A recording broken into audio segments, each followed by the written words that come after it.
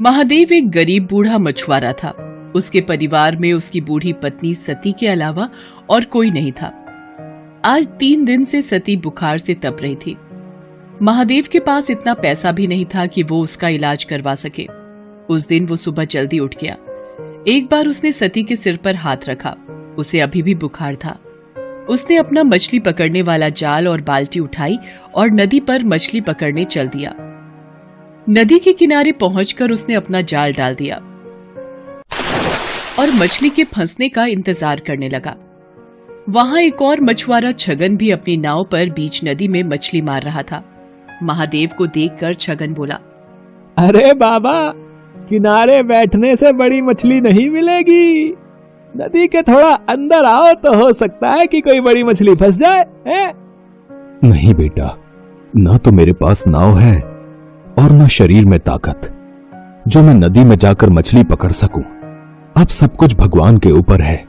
उन्होंने चाहा तो मुझे बड़ी मछली जरूर मिलेगी। छगन ताने मारता हुआ बोला, तो फिर बैठे रहो घाट को पकड़ के। भगवान तुम्हारे लिए लाल परी मछली भेजेंगे।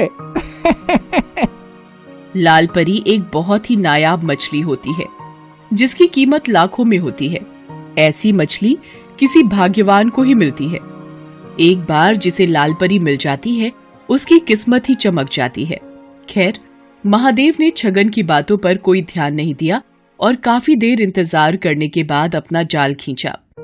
उसका जाल भारी लग रहा था। लगता है कोई बड़ी मछली फंसी है। मगर सारा कचरा जैसे प्लास्टिक की बोतलें, सड़े पुराने जूते और चप्पल फंसे थे। इतना सोचकर उसने फिर से जाल डाला।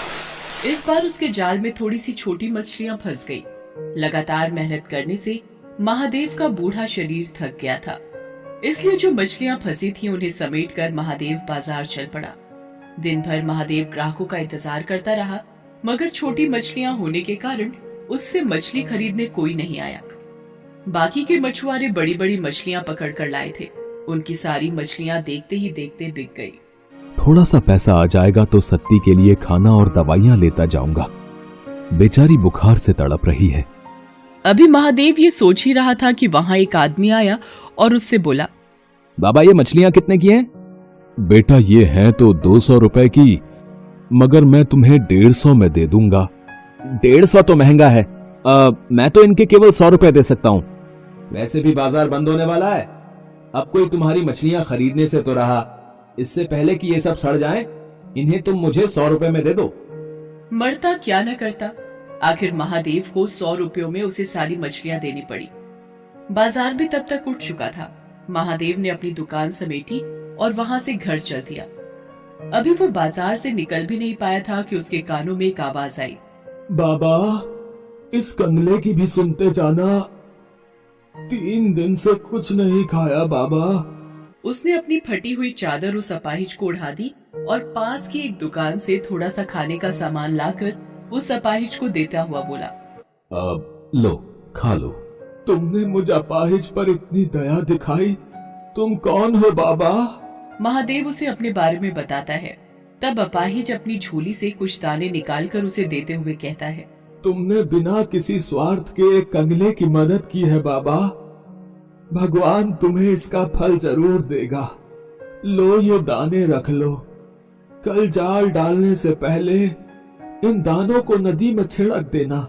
महादेव ने दाने लेकर अपने पास रखे और अपनी फटी चादर उस अपाहिज को अच्छी तरह उड़ाकर वहां से घर चलाया। घर पहुंचने पर उसने देखा कि सती की तबीयत अब कुछ ठीक थी। ये देखकर महादेव को थोड़ी राहत मिली। उसने खाना बनाना शुरू किया। उसने अपने लिए थोड़ी सी मछलियां बचा कर रखी थी। उन मछलियों के साथ उसने आज खरीदे हुए थोड़े से चावल और आलू बनाए और सती को खिलाया। सती को खिलाकर सुलाने के बाद जैसे ही वो खाने बैठा, तभी वहाँ गांव का कुत्ता कालू आ गया। कालू। इसके बाद महादेव ने अपने बचे हुए खाने में से एक हिस्सा कालू के सामने डाल दिया। अगली सुबह वो फिर अपना जाल लेकर मछली पकड़ने चल दिया। नदी किनारे पहुंचकर उसे उन दानों की याद आई जो कल अपाहिज ने उसे दिए थे।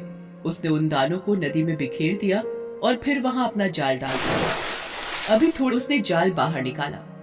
जाल को देखते ही उसकी आंखें चौंधी आ गई। जाल में एक बड़ी सी लाल परी मछली फंसी थी। छगन मछुआरा भी ये सब देख रहा था। लाल अगर ये मुझे मिल जाए तो हफ्ते भर की कमाई एक ही दिन में हो जाए। इस बुढ़े से किसी भी तरह ये मछली छीन लेनी चाहिए। उधर छगन की दुष्टता से अनजान महादेव किसी तरह उस मछली को उठाकर वहां से जा रहा था। तभी उसे एक तेज धक्का लगा और वो बुरी तरह जमीन पर गिर पड़ा। मछली भी उसके हाथ से छूट गई। उसे छगन ने धक्का दिया था। उसके गिरते ही छगन तेजी से लाल परी को उठाकर भागा। अगले ही पल ना जाने कालू वहां कैसे आ गया और भागते हुए छगन पर टूट पड़ा। उसने कई जगह छगन को काट खाया। छगन दर्द से चिल्ला उठा। उसका चिल्लाना सुनकर आसपास के रहने वाले लोग वहां भागे आए। इतने सारे लोगों के सामने अपनी पोल खुलने के डर से छगन लाल परी को वहीं छोड़कर भाग गया। तब तक महादेव भी वहां पहुंच गया। लोगों ने उस मछली को महादेव को सौंप दिया। मछली बहुत बड़ी है, इसे काटकर इसका थोड़ा सा हिस्सा मैं अपने लिए भी रख लूं तो भी बाकी हिस्सों की बाजार में अच्छी कीमत मिल जाएगी मुझे। ये सोचकर महादेव मछली को घर लाया और जैसे ही उसने उस मछली को काटा, उसके पेट से नींबू के आकार और सुर्ख लाल रंग का माणिक पत्थर रूबी निकला। माणिक को देखते ही महादेव की आंखें चौंधी आ गई। हे भगवान, इतना बड़ा माणिक पत्थर, इसकी कीमत तो लाखों में होगी। इसे पाकर तो मुझे सारी जिंदगी कोई काम करने की जरूरत नहीं पड़ेगी। ये जरूर उस अपाहिज के दिए हुए दानों का ही कमाल है। इस माणिक का एक हिस्सा उसका भी है। ये सोचकर महादेव उसी जगह पहुंचा जहां उसे वो अपाहिज मिला था, मगर अब वहां कोई नहीं था। वहां बस महादेव की फटी हुई चादर ही पड़ी थी। लोगों से पूछने पर पता चला कि उन्होंने वहां किसी अपाहिज को पहले कभी नहीं देखा है। तो वो कौन था? क्या स्वयं भगवान मेरी मदद को आए थे और मेरे नसीब को चमका दिया? इस घटना के बाद महादेव की जैसे काया ही पलट गई। अब उसके जीवन में किसी चीज की कोई कमी न रही। वो अपनी पत्नी सती और कुत्ते कालू के साथ सुखपूर्वक जीवन बिताने लगा। साथ ही साथ दिल खोलकर दीन दुखियों की मदद भी करने लगा। ना जाने किसी दिन दुखी के भेष में कौन मिल जाए।